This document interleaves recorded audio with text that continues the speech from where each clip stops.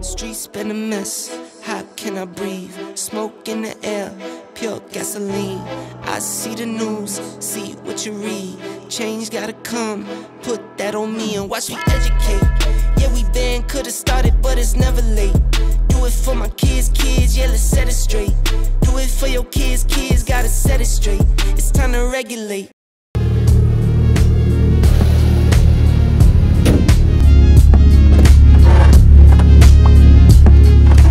Hi guys, welcome to today's vlog. So ngayon, dun ko muna kayo lalagay kasi nasira yung cellphone holder natin. So dyan muna kayo, ibang view muna. So ngayon pupunta tayo sa Cavite. Magpapagawa tayo ng exhaust. So may iba sa inyo baka nahulaan na kung saan tayo sa Cavite pupunta kasi binanggit ko yung exhaust na word. Marami sa inyo kilala tong shop na to, pero doon ko lang sasabihin pagdating doon anong pangalan ng shop. But kung nahulaan nyo na, comment down below agad sa ano, tinatin ko sino yung mga nakakaalam kung saan yung shop na to. Excited na ako, kasama ko si Joe. Magpapagawa rin siya sa Yaris niya. Ako, ang ipapagawa ko yung flexible pipe. Magpapalagay tayo ng flexible pipe. So yeah, samahan nyo ako. Masaya tong araw na to. It's actually 7 AM. So buong araw tayo nandun. Let's go guys. What's the worst case scenario? Plan out in your head how it's all gonna go. So you think you got it covered, but there's always something new that you discover you've not thought about. You can never figure out every possible outcome, and you're so scared you'll get it wrong. Have a good time but a worry after. Petrified, will they think I'm awkward when your brain's wired for disaster? Even good things leave a bitter taste. Try to calm down, thoughts spinning faster. Terrified, hiding with... Alright, so nandito tayo sa Cavite. Actually, lapit lang niya, Cavitex. Tapos dire-diretso, may kakananan ka lang. Nandito sa shop. So, ngayon dito tayo sa JD Mufflers. So, ito yung S13 and yung Yaris ni Joe. So, si Joe, magpapagawa siya ng muffler. Custom muffler actually. Sila JD Mufflers, kaya nilang gumawa ng copy na muffler. So medyo mahal kasi yung HKS na muffler for Yaris talaga. So ngayon si Joe, ang ginawa niya, nagtanong siya dito kila JD, pinakita yung picture and sabi nila kaya nila gayahin yung muffler. Mamaya papakita ko sa inyo yung muffler na yun. Tapos yung S13, papalagyan ko lang ng flexi pipe kasi wala pa siyang flexi pipe. So para to lessen the vibration sa engine. So yeah, ayan yung S13. Ito yung personal car nila. Ito yung demo car nila. Daming nga stickers eh. Of course, Monay is there. Ayan, siyempre JDM number 1. Dito rin nagpapagawa kasi si Ramon eh. Sama si Joe. Yun. So yun, anong gagawin sa kotse mo? Dapat full exhaust eh. So yun, dapat full exhaust siya, pero testingin muna namin yung likod lang muna. Oh, tapos testing sa truck after. Oh, tapos ano yung difference, tapos kung kulang di tsaka yung headers naman. Suggestion ko, wag agad-agad na lahat tapos na. Testing niyo muna yung auto, tingnan niyo yung difference. Masaya eh, process. Yun yung process, yung journey na nakikita mo nagbabago yung performance paunti-unti. So yan yung ginagawa nila ngayon. So ito yung S13, super dumi. Wala pang car wash.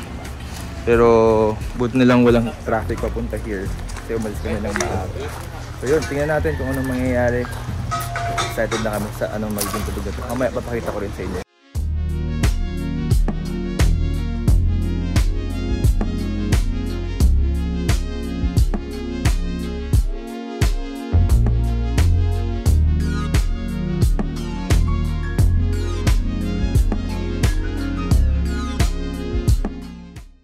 guys, tatanggalin natin tong air freshener ko. Bibigay natin sa tropa natin, bro. Yun! Thank you, pare. Shout out. Shoutout sa girlfriend ko, kay Betis Gutierrez. Sa mga tropa. Kay kuya. Nice! Thank you. Ingatan mo yan, ha? Nagbuhat sa bahay muna. Nice one, bro. Thank you. Thank you po. So may dumating dito na Strada na single cab pogi. So ito for sure drug diesel. Pogi ng ganitong Strada. Actually sobrang bihira makita ng mga ganitong kotse, yung mga ganitong Strada. Pogi.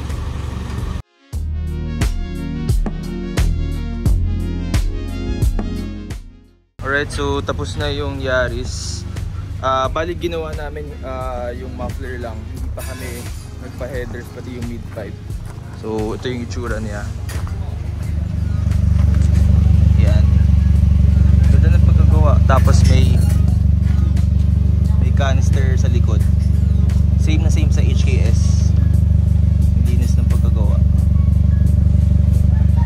So ito yung tunog niya. Pakita ko sa inyo.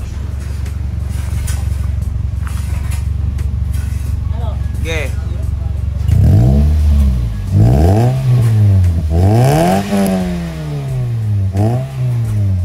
So yun, wala siyang punit, talagang buo lang siya.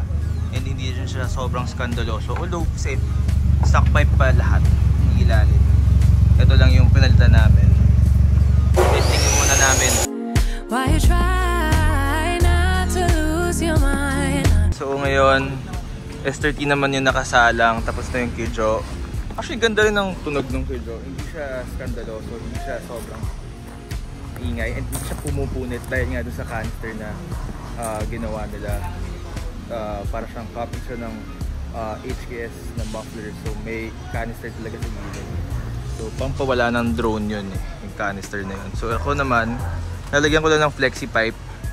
Tapos yun na. Things leave a bitter taste. Even good things leave a bitter taste. Yeah, even good things leave a bitter taste. Alright, so dito tayo ngayon sa ilalim ng S30. So pinalagyan ko lang ng flexible pipe para to lessen the vibration and damage sa turbo. So yan yung mga welds nila. Ang ganda rin ng welds nila. So yan, 3-inch na flexible pipe. Sa ganda ng pagkalagay. So yan, yun, dire-diretso na. So ito, drag D na Strada. Nagpa-single exhaust. Yun.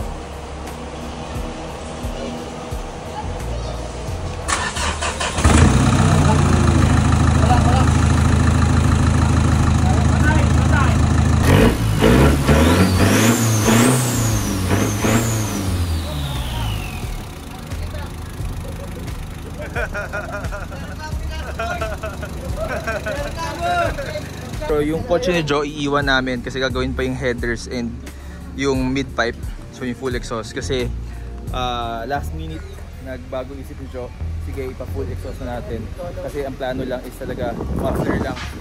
So yun, ingat bro, ingat.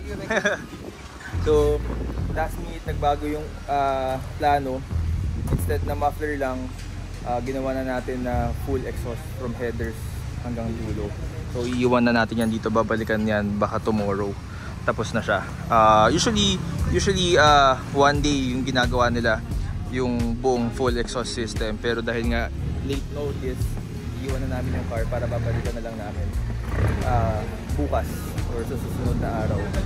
So yeah, yun. Actually nakausap ko si JD, yung may-ari ng shop nito. Super bait, very welcoming sa mga bisita, sa mga clients, and nagkwentuhan kami. Yung dad niya pala is nagtatrabaho, nag-training before sa Nodalos way back, hindi ko alam kung anong year pero matagal na, siguro mga ilang dekada na rin. So ngayon si JD na yung namamahala ng shop, so napasa na sa kanya through time yung skills ng dad niya. So siya na ngayon, yun, gumawa rin siya ng shop niya, which is ito, ang daming kotse. Meron pa nga din ditong Swift na nagpapagawa. pogi rin ng Swift, no? Ito yung number 1 rival ng Yaris sa Japan. Ayan, magkatabi. Mga ano, para silang mga hamsters. So yeah, yun, nagpapasalamat ako kay JD and sa mga tropa natin na na-meet dito. If gusto nyo magpagawa doon ng muffler, check out nyo yung Facebook page JD, message lang kayo doon, pa-schedule kayo kasi sobrang dami nagpapagawa kay JD, as in from north to south, kahit as in hindi lang sa Cavite yung mga clients dito, as in super layo. And yan si JD, siya yung may-ari ng shop. Bro, maraming salamat. Thank you, bro. Yun, so message nyo sila sa Facebook para magpa-schedule kayo. And super guarantee guys na maganda yung kalalabasan pa nagpagawa kayo ng exhaust dito. Yung super galing ng mga tao nila. Like, ito, parang ganito yung ano na Joe eh. Ito daw HKS original, tapos yan. Meron kasi silang mga ganyan na mufflers dito, binubuksan nila para ma-research talaga nila kung ano ba yung sistema ng muffler, kaya tas ano yung materials, kaya kaya nilang gayahin on a cheaper, affordable price. So, yun. Maraming salamat guys.